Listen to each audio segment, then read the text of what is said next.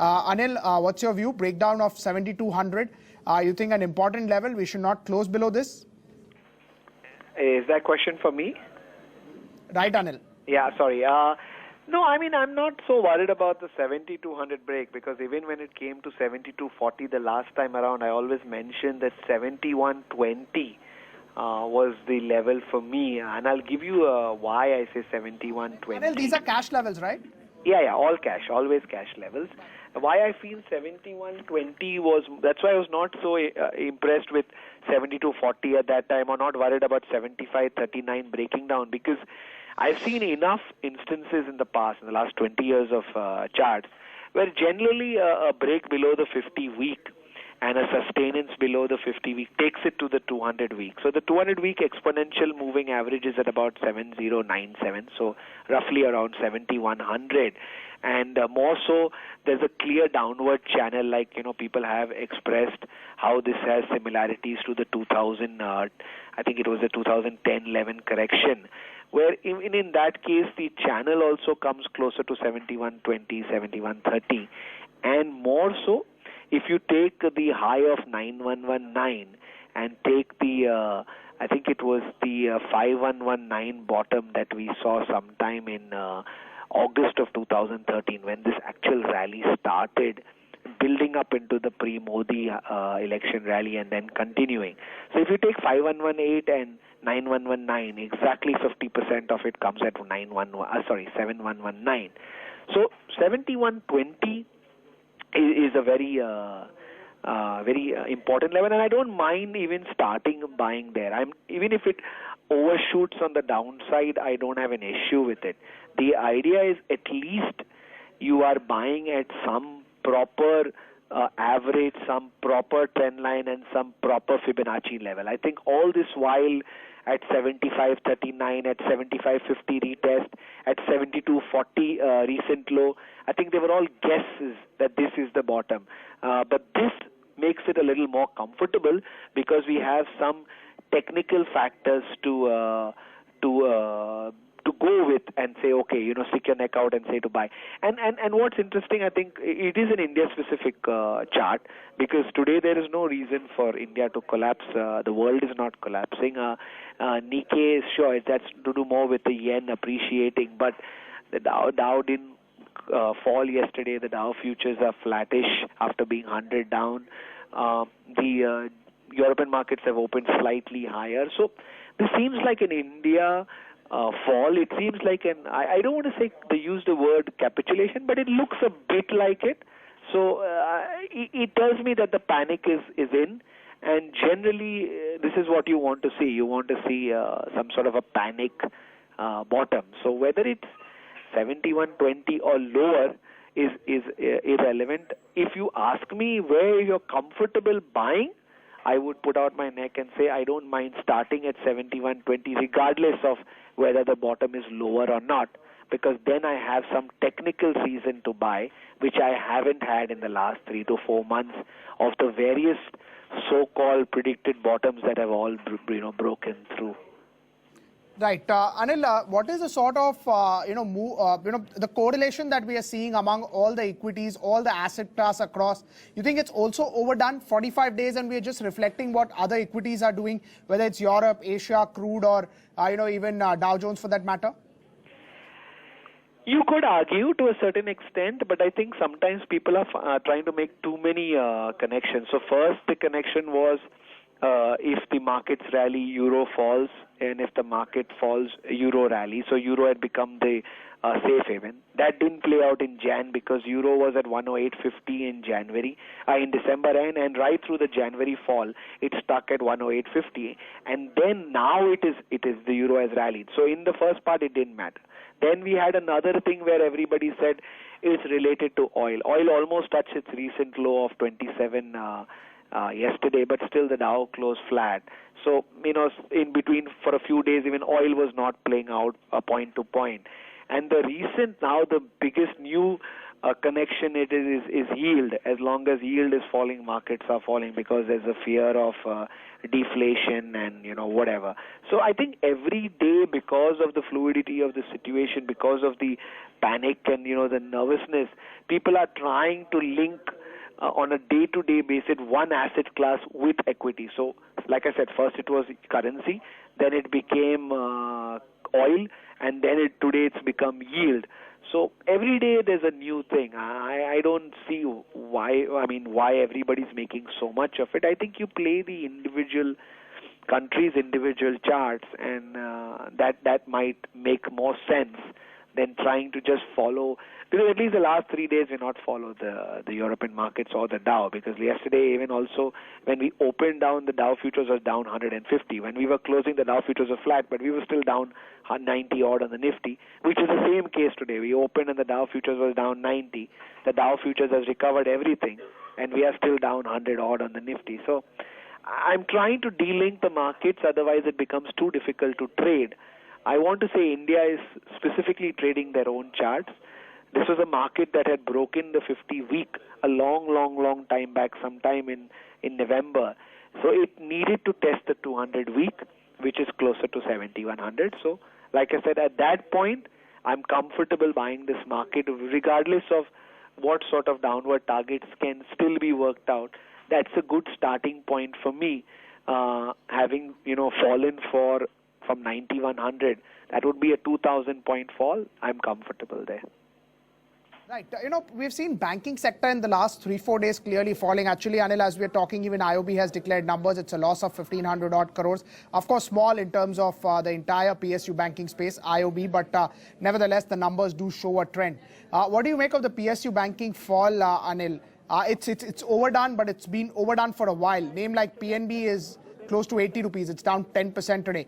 Bank of Baroda is also down 6%. What do you make of PSB banking space?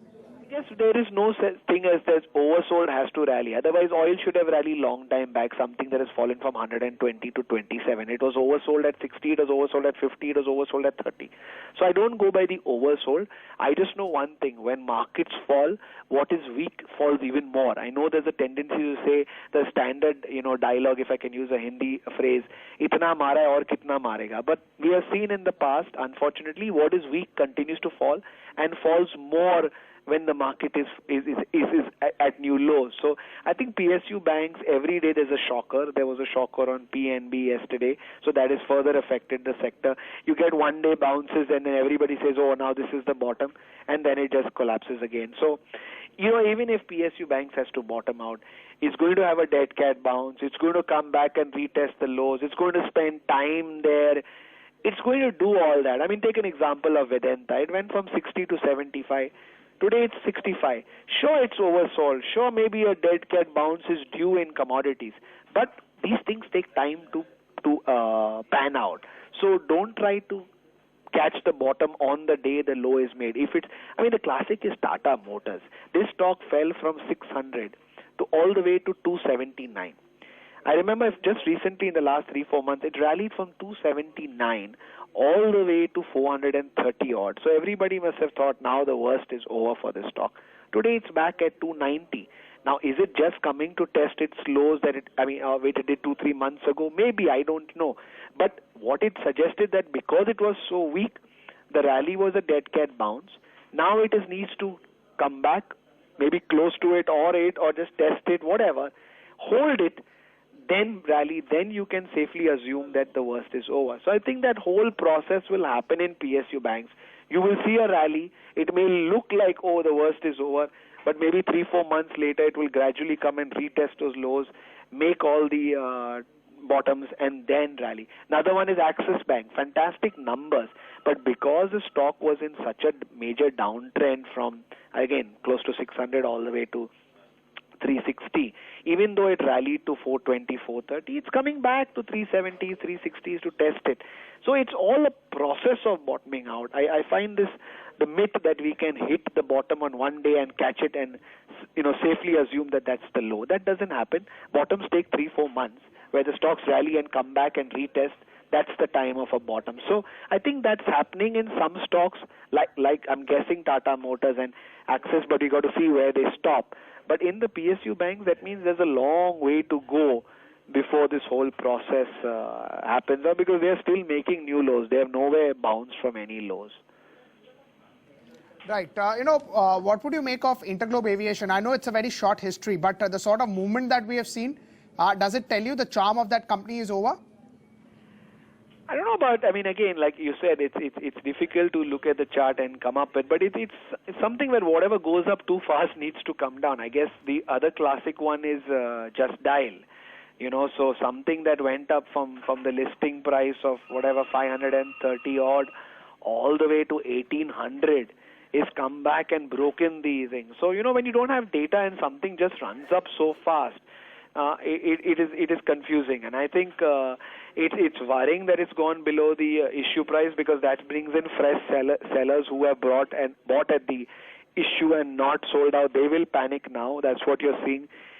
It's weird given that oil is still around the $27 low that these aviation stocks are falling, but maybe they just ran up too fast, and that's what anything that goes up in a straight line tends to come down in a straight line. That's the only assumption I can make, rather than trying to come up with some logic as to what it is. But to answer your question, I think generally when it breaking the issue price, you're going to have panic where the guys who bought and didn't sell now just want to cut and run.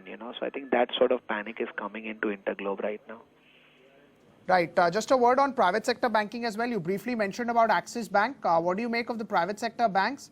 You think the PSUs is falling the way it is? The valuation gap would exist, or even there would be some pressure in the private names as well?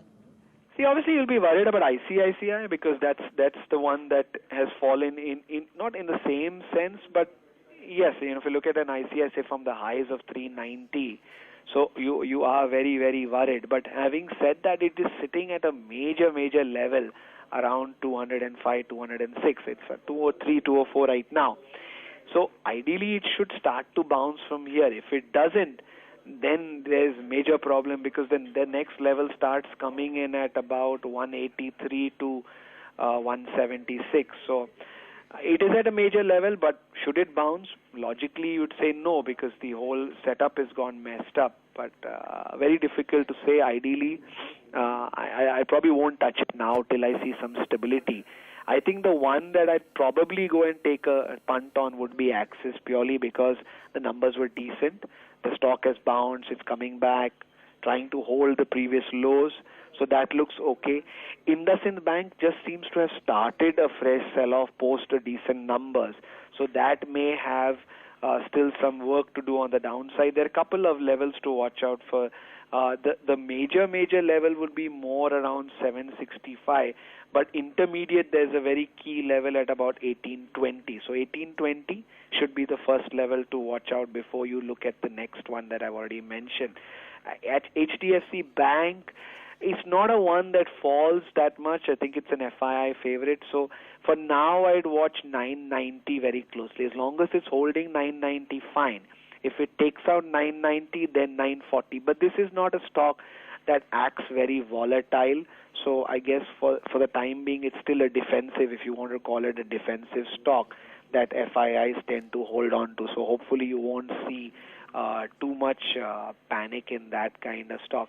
Kotak Mahindra has gone a little sideways, but again, if I had to put out a key number to watch out in this fall, would be around 625. As long as it's holding 625, it's fine. If it breaks, then 586. So not major downside, but just some trading levels to watch out for. Again, it seems to be a favorite of the big guys as a sort of a hedge against other falls in other more volatile private banking names. So the only one that excites me right now probably is an Axis. The other ones, I think, like I said, HDFC and Kotak are more neutral. ICICI I don't have the guts to buy, and IndusInd Bank still has some downsides because it's just started its fall. Right. On the global markets, what is the sense you get? S&P 500, you look at that, you think that's also in a process of bottoming out? No. I think the dog market this year is going to be the U.S. market. I know everybody's saying all the numbers out of the U.S. are great, but having rallied for 6, 7 years, this is in a classic, what they call, I think his name was Benner, the Benner 8-year cycle, which in their case had it in 1999, then in 2007, they topped out in 2007, not 8 like India, and now they've made a high in 2015. So they're in the classic 8-year cycle that we talk about in market. So they need to have a little more correction. S&P has hit a level of 1811 and is bouncing from there. For now, 1811 is to watch. But I think eventually at some point 1811 will get breached and move more closer to 1750. That's the level I'd like to watch out for S&P as a key support. It needs to hold that and bounce. That's very important for S&P. So 1811 for now, but from a more medium-term perspective, 1750 is more crucial to me. I think the European markets have broken down, but they're at major averages. So they could be in for a dead cat bounce. I saw the DAX is at the 20-quarter average, and the CAC and the FTSE are at 50-quarter. I'm going to quarters now. That's how the damage has been done. So they're also at 50-quarter averages, the CAC and the FTSE. The one I like to buy actually, which I think is in a proper bull market, is the Nikkei. So the Nikkei has actually hit a first level today at about 15,550, which is the 50-month moving average. And if I can stretch it a little further, if I look at the 20-quarter average, that comes at about 15,250. So if I had to buy any global market today other than India, I would probably look at the Japanese market more than any other market. I think the other markets will only give you trading bounces.